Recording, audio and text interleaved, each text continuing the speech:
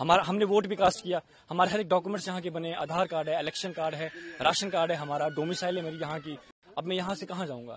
میرا 10th بھی یہاں سے ہوا ہے, 12th بھی میرا یہاں سے ہوا ہے, میرا بیچلر چل رہا ہے ابھی.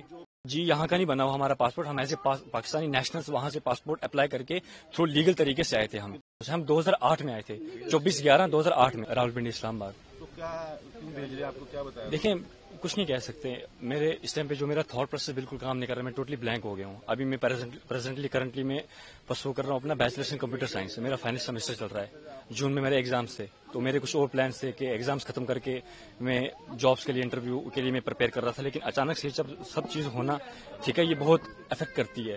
تو میرا اس ٹائم تھاٹ پروسیس بالکل ڈسٹرب ہو گیا ہے. ٹھیک ہے, میرے کو نہیں پتا ریئیکٹ کیسے کرنا ہے, کیا ہے کیا نہیں.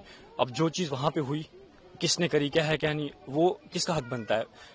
ایجنسیز کا حق بنتا ہے ان کو اچھے سے ریسرچ کر کے ڈیپ ان کا وہ اینالائز کر کے ان کا آؤٹ پٹ دینا.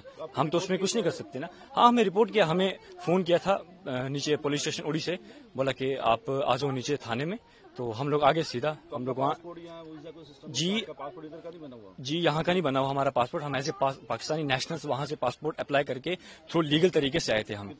ٹھیک ہے, ہم یہاں پہ 17 سالوں سے, ہم 2008 میں آئے تھے, 24/11/2008 میں. تو ہم نے ود ان 15 days یہاں پہ آتے ہی ہم نے ویزا اسٹے کروایا تھا. تو اس ٹائم پہ اسٹیٹ ہوڈ بھی تھا. ٹھیک ہے, تو ان کا اپنا یہ تھا. تو اس کے بعد اچانک سے جب چیز ہونا سمجھ نہیں آ رہی کیسے کریں گے.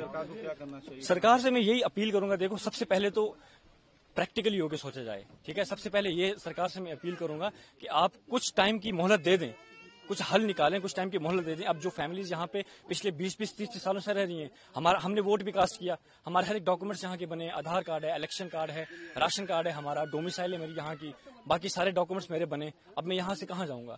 میرا 10th بھی یہاں سے ہوا ہے, 12th بھی میرا یہاں سے ہوا ہے, میرا بیچلر چل رہا ہے ابھی. جو پہلگام میں ہوا تو آپ سمجھتے وہ برا ہوا, اس کی وجہ سے آف کورس دیکھو سب سے ریلیجن کو آپ چھوڑ دو سائڈ پہ. ٹھیک ہے, سب سے پہلے ہمارے پاس ہیومینٹی آتی ہے.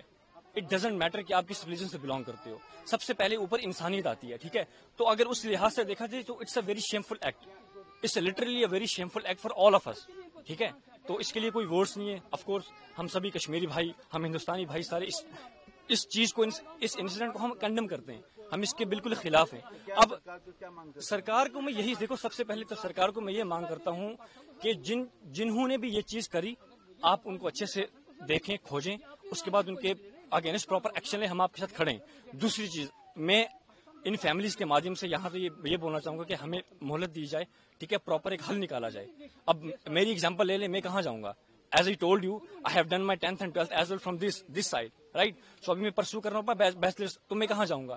وہاں پہ جاؤں گا, میرا فیوچر کیا ہے وہاں پہ, ہے نا. میری ایکسپیکٹیشن جہاں کی تھی کہ میں آپ یہ کمپلیٹ کروں گا, اپنی پڑھائی فردر میں کیا کروں گا کیا نہیں. تو بالکل نو ورڈس فار گورنمنٹ. ٹھیک ہے, یہ دیکھا جائے تو گورنمنٹ کے لیے بھی یہ بہت شیمفل ایکٹ ہے.